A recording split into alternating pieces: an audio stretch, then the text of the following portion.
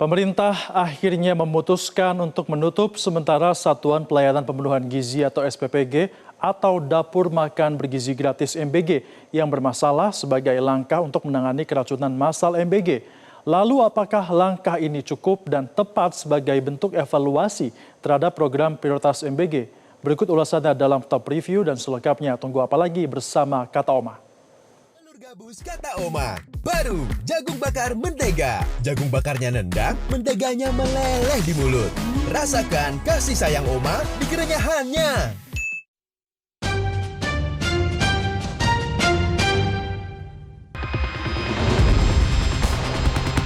Akan panggil kepala BGN dengan beberapa pejabat, kita akan diskusikan.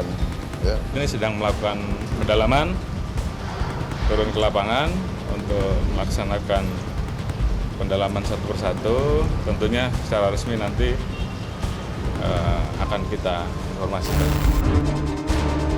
Minggu 28 September 2025, Menteri Koordinator Bidang Pangan Zulkifli Hasan, Badan Gizi Nasional atau BGN, Kementerian Kesehatan, Kementerian Dalam Negeri, Kepala Staf Kepresidenan, Kepala Badan Komunikasi Pemerintahan, serta Badan Pengawas Obat dan Makanan BPOM menggelar rapat koordinasi penanggulangan kejadian luar biasa atau KLB pada program prioritas Makan Bergizi Gratis MBG.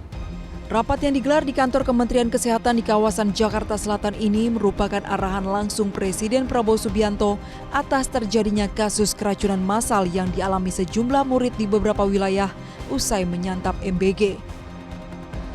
Siang ini atas instruksi dari Bapak Presiden kami melakukan rapat koordinasi dengan kementerian dan lembaga yang tadi saya sampaikan kepada saudara. Jadi betapa serius perhatian Bapak Presiden terhadap masalah ini. Saudara sekalian, atas petunjuk dari Bapak Presiden dan arahan beliau bahwa bagi pemerintah keselamatan anak adalah prioritas utama. Kami menegaskan insiden bukan sekedar angka, tetapi menyangkut keselamatan generasi penerus.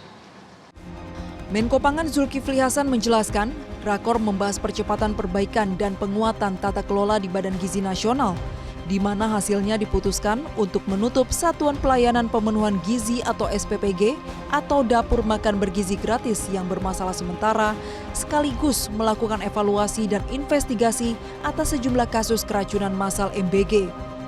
Pertama, SPPG yang bermasalah ditutup untuk sementara, dilakukan evaluasi dan investigasi. Salah satu evaluasi yang utama adalah mengenai kedisiplinan, kualitas, kemampuan juru masak tidak hanya di tempat yang terjadi, tapi di seluruh SPPG. Diwajibkan untuk sterilisasi seluruh alat makan dan proses sanitasi itu antara lain semua dievaluasi dan diinvestigasi, tapi ada beberapa tadi yang saya sampaikan yang mendapat perhatian sirkulasi air dan atur limbah. Kemudian diperintahkan semua kementerian lembaga, Pemda, pemangku kepentingan program MBG ikut dan aktif dalam proses perbaikan. Daerah, kementerian lembaga terkait juga harus bersama-sama aktif. Tidak menunggu tapi aktif melakukan pengawasan. Rakor kami juga tadi baru selesai ya, memang sertifikat layak higienis dan sanitasi itu syarat ya. Tetapi setelah pasca kejadian, sekarang mendapat perhatian khusus. Harus atau wajib hukumnya, ya, setiap SPPG harus punya SLHS, harus. Selain menutup sementara SPPG bermasalah, pemerintah juga meminta Menteri Kesehatan dapat mengoptimalkan usaha kesehatan sekolah untuk ikut aktif memantau SPPG secara rutin dan berkala. Di sisi lain, Menteri Kesehatan Budi Gunadi Sadikin menyatakan akan mempercepat proses sertifikasi kelaikan dapur MBG. Kemenkes bersama Badan Gizi Nasional juga akan mengawasi proses persiapan MBG, mulai dari pemilihan bahan baku, pengolahan makanan, hingga penyajiannya. Tapi memang sertifikat hygiene dan layak sanitasi ini kita akan percepat agar supaya semua SPPG yang ada itu memenuhi standar dari kebersihannya, standar dari orang-orangnya gitu ya, standar juga dari prosesnya supaya baik. Dan diharapkan dalam 1 bulan selesai semuanya. Ini bakal menjamin nggak? Kenapa? Belum cukup. Memang harus ada juga prosesnya benar-benar dijaga. Dan kita tadi sudah bersama-sama dengan BGN akan mengontrol proses dari persiapan makanannya, mulai dari pemilihan bahannya, kemudian juga pengolahan makanannya, kemudian penyajiannya seperti apa. Itu semua sudah kita sepakati lah bahwa nanti akan kita bantu bersama-sama agar tidak terjadi lagi seperti ini. Sebelumnya, lebih dari 1.000 siswa di Jawa Barat mengalami keracunan massal usai menyantap makanan bergizi gratis. Laboratorium Kesehatan Daerah Jawa Barat menemukan adanya bakteri di sampel MBG dari 12 kota dan kabupaten di Jawa Barat. Bakteri yang mendominasi adalah bakteri Salmonella dan Bacillus cereus.